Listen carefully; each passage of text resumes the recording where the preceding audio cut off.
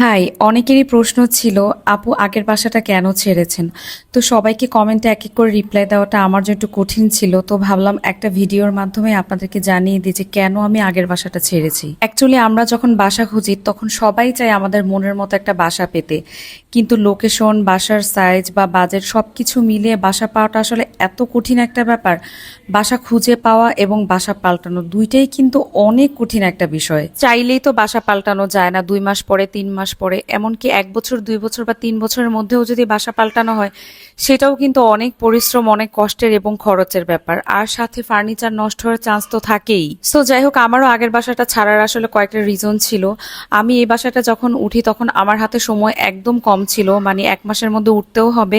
আর plus হচ্ছে যে বাসা যে খুঁজবো সেই সময়টা আমার ছিল না। তারপরে যতগুলো বাসা দেখেছিলাম অবশ্যই এই বাসাটাই আমার বেস্ট মনে হয়েছিল এবং আমার কাছে ভালো লেগেছিল বলেই উঠেছিলাম। তো যাই হোক, ওঠার পরে আসলে কয়েকটা প্রবলেম আমি ফেস করছিলাম। তখন মনে হচ্ছিল যে বাসাটা চেঞ্জ করতে পারলে হয়তো একটু ভালোই হতো, যদিও এই প্রবলেমগুলো অনেকের কাছে খুব মেজর প্রবলেম না, বাট আমার একটা সময় গিয়ে মনে হলো যে হ্যাঁ, বাসাটা হয়তো বা চেঞ্জ করতে পারলে একটু ভালো হয়। আমার বাসাটা কিন্তু একটু আইসোলেটেড এরিয়াতে এবং চারপাশটা অনেক সুন্দরই ছিল, বাট এই বাসার যে মেন প্রবলেমটা ছিল অ্যাকচুয়ালি এই বাড়ির প্রবলেম না, সেটা ছিল আমার ফ্ল্যাটের সমস্যা।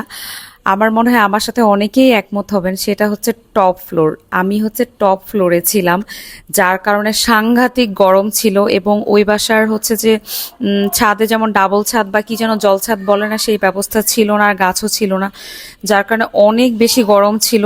মানে এক কথায় অনেক কষ্ট হতো। যারা টপ ফ্লোরে থাকেন তারা জানেন। আর বাসা খুঁজতে গেলেই দেখা গিয়েছে যে কেন যেন টপ ফ্লোর গুলোই খালি থাকে। তো এটাই ছিল আমার একদম মেন রিজন। আর সাথে আরো কয়েকটা রিজন ছিল, সেটা হচ্ছে ওই বাসার একটা নিয়ম ছিল, দুপুরবেলা হচ্ছে 3 ঘন্টা লিফট বন্ধ থাকতো। আমরা যেহেতু উপরে ছিলাম 6 তলায়, সো এটা আসলে আমাদের জন্য খুবই কঠিন একটা বিষয় ছিল। আবার নতুন বাড়ি হওয়াতে গ্যাসের লাইন ছিল না, সিলিন্ডার ইউজ করা এটাও আসলে আমার জন্য একটু কঠিন ছিল। তো যাই হোক, এই সমস্যাগুলোর কারণেই মূলত আমি আসলে বাসাটা ছেড়ে দেওয়ার সিদ্ধান্ত নিয়েছি।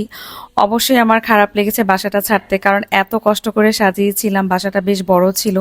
অবশ্য এখনকার বাসাটা আগের বাসাটার সাইজ একদমই সমান। সেম আয়তনের বাড়ির চেয়ে বড় বাসা না নিলে তো আসলে আমি আমার ফার্নিচারগুলো কিভাবে রাখবো।